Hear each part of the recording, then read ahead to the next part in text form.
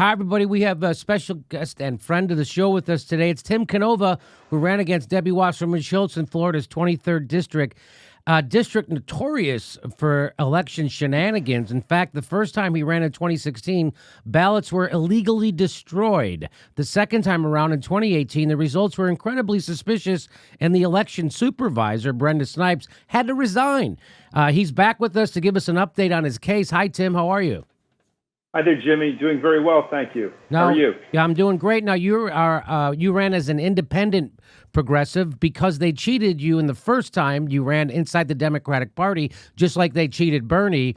So you decided to not go through that cheating process again and run as an independent, but they managed to cheat again. So walk us through.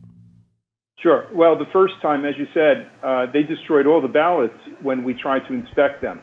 In fact, we had filed a lawsuit, and while the lawsuit was pending, Brenda Snipes, the disgraced former supervisor of elections of Broward County, just simply destroyed all the paper ballots.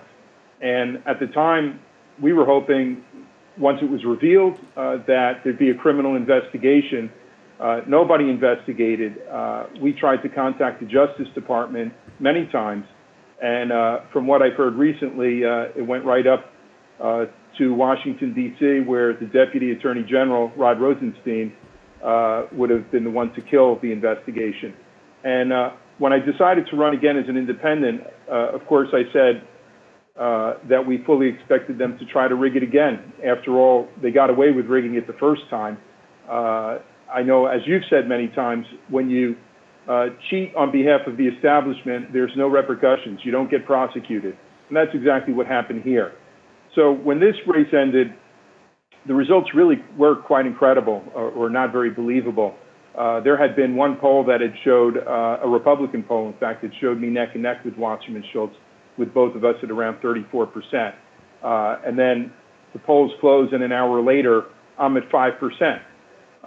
Well, as we've dug into the numbers, it ends up I wasn't just at 5% for the entire district. I was at 5% for every demographic group. Now, now the chances of something like that happening, where you would get exactly 5% in every demographic group, are infinitesimal. That's not something that could happen, correct? Correct. In fact, the chair of Georgia Tech's School of Computational Science, somebody with security clearances and all kinds of expert credentials, Dr. David Bader, said it would be like winning the lottery every day for a year. So, you know, there were other irregularities, of course. We had videotape of the ballots being loaded onto rented trucks and no chain of custody of the paper ballots. So we showed that. We show that on this show. There was videotape of ballot boxes being driven in private cars with. You're supposed to have at least two people. There's no sheriff there. Nothing, and they were loading these boxes from private cars onto a rented truck. And there's absolutely no chain of custody there. There's no supervision, and that right there should have been a red flag for everybody, correct? Correct. And, you know, Jimmy, I think one of the most troubling things is that, at least in the state of Florida, every single electronic scanning voting machine has wireless cellular modems on them. So, according to the experts, that gives ample opportunity for sophisticated hackers, or an inside job, either way, to come in, change the software code. And all it would take is a few lines of source code to be altered to cap me at 5%, to manipulate any election result. So the moment you take your paper ballot and you hand it over to election officials, when they put it through those machines, nobody can assure me that how the voter thinks they voted is how it's being recorded in the state of Florida. And from what our experts tell us, 98% of the machines nationwide have the same kinds of features. So we've done stories on this in Florida. Right there, they ran an experiment, and it was a 10-year-old girl was able to hack into Florida's election system in like 15 minutes. So this stuff happened. They do that. This is what happens. They run these experiments all the time, and we know that. So that it's just so funny that we spent 2.5 years screaming about Russia hacking into our election when everyone knows that the way we run our elections is unbelievably insecure, easy to hack, just like you're saying. There's no and it was obvious you were cheated. It's obvious that that the election supervisor had to resign.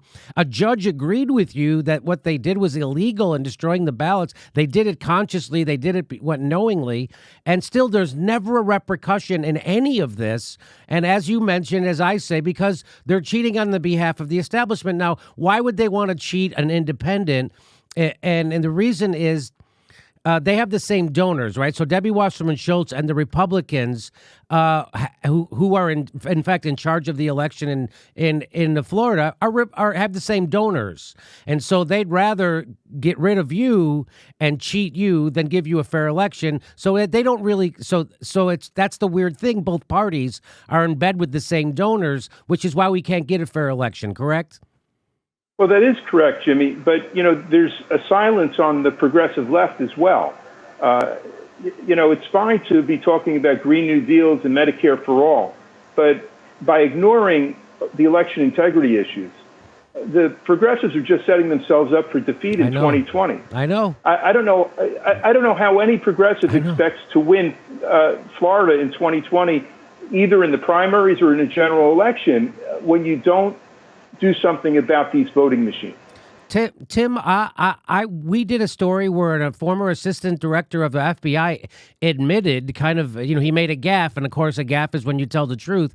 He admitted that when he was in the FBI and helped running it, their directive, he always understood, was to make sure progressives weren't allowed to get elected into government. That's what he said. Yes. It was our duty to keep these progressives out of government so government could function, because they see people like you and people like me, progressives or social democrats, they see us as people who don't know how to run a government. And so they literally took their government position, FBI, being an FBI, and subverted progressive politicians. So the fact that there's no the fact that those voting machines can be hacked easily means the FBI knows how to do that. And if they have already admitted that part of their directive is to subvert the progressives from being elected, why would we not believe that guy?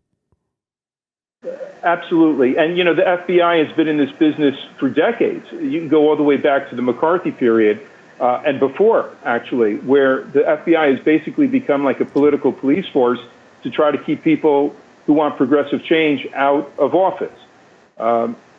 We filed a lawsuit to challenge this election results, and we also filed a complaint with the House Committee for Administration. And when the House of Representatives decided to seat Debbie Wasserman Schultz in early January, it made our lawsuit moot, and I think within days the court dismissed our lawsuit. But the House could pick this up at any time. No. There's a group called Candidates with a Contract that just recently started a petition drive directed at the House Administration Committee, urging them to investigate the circumstances of our election. And Candidates with a Contract is an interesting group. They have an election integrity reform platform, and even before this H.R. 1 that was introduced in the House that supposedly would start addressing money in our politics, the Candidates with a Contract had really had that platform already, and it's a nonpartisan group, actually, a nonpartisan group of candidates. So that petition was just launched a day ago. It already has almost 1,000 signers. We've just posted it up on our website at timcanova.com. Anyone who goes to our website, all you have to do is click on the news, and the petition will come right up. So we are urging folks to sign the petition and to start lobbying the House Committee on Administration. And, this really isn't about me or my one seat and getting Debbie Wasserman Schultz out of office. We really have to bring attention to these voting machines and get them banned from the United States. Yeah, I couldn't agree more. I don't think you'd find anyone who would disagree with you. I don't know why we have this system, because no one publicly defends this system. So that's and you know what? I just want to just circle back. You mentioned the silence of the progressive left about this, not only the issue of voting integrity and voting machines, but your case specifically. And right now the progressive left isn't covering Tulsi Gabbard being smeared by the establishment media.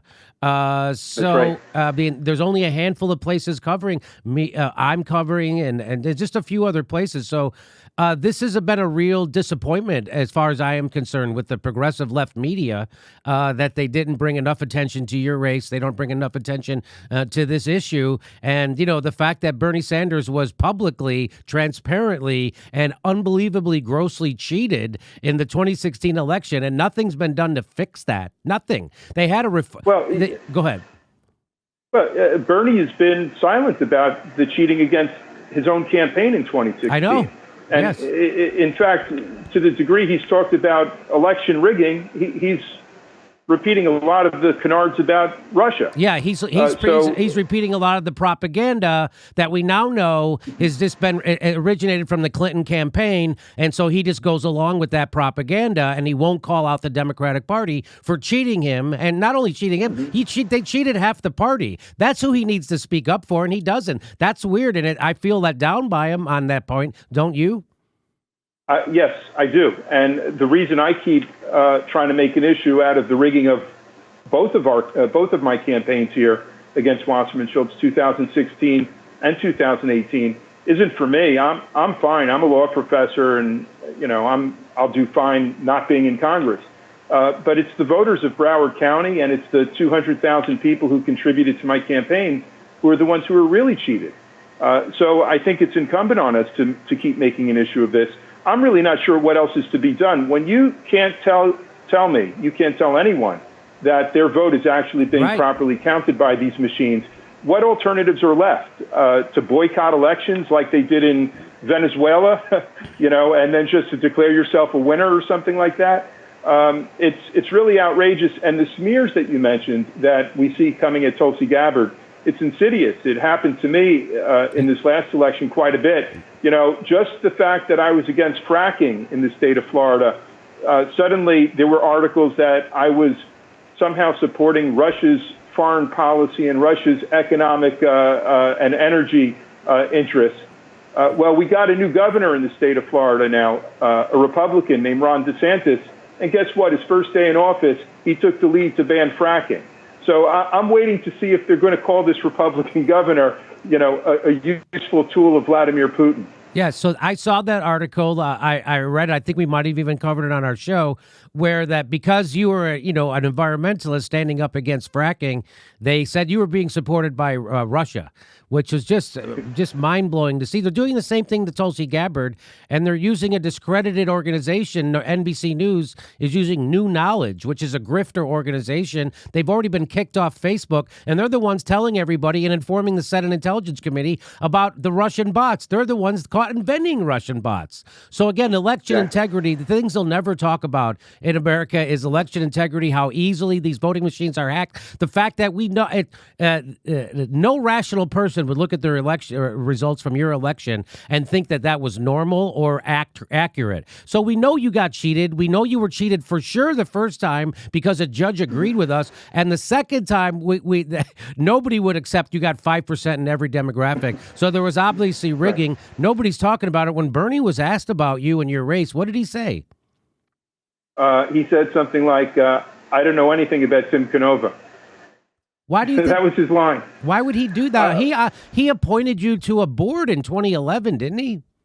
He did. I was appointed to an advisory committee on reforming the Federal Reserve. So he knows who I am, and he endorsed me in 2016.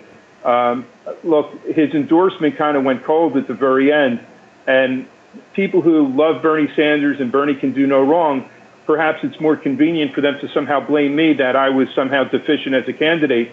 But really, the change occurred at the time of the Democratic Convention in 2016. So whatever the establishment had to hold over Bernie Sanders to force him to back down and not take the fight to the convention was also effective in getting him to back down from supporting me as well. And it's sad to see, but that's the reality of the kind of swamp that exists in Washington that, unfortunately, Bernie Sanders has to navigate through. Yeah, it's certainly unfortunate to see him. He stands up to people like Jeff Bezos and wins.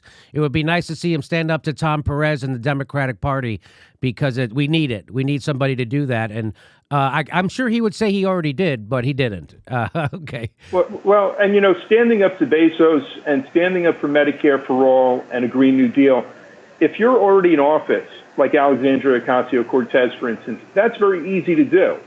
The real test, the litmus test, should be whether these folks are willing to stand up for election integrity. They don't have the votes for Medicare for all. They don't have the votes for a Green New Deal. And you know something? They're never going to have those votes as long as our elections are rigged. That's right. That's right. And they don't understand that. And our elections are rigged. And people, I mean, just look at the work Greg Palast has done, just on cross-check alone, just on that alone. That has nothing to do with what obviously took place in your race, where somehow they hacked into those election results, wrote some new code. So you got 5% in every demographic.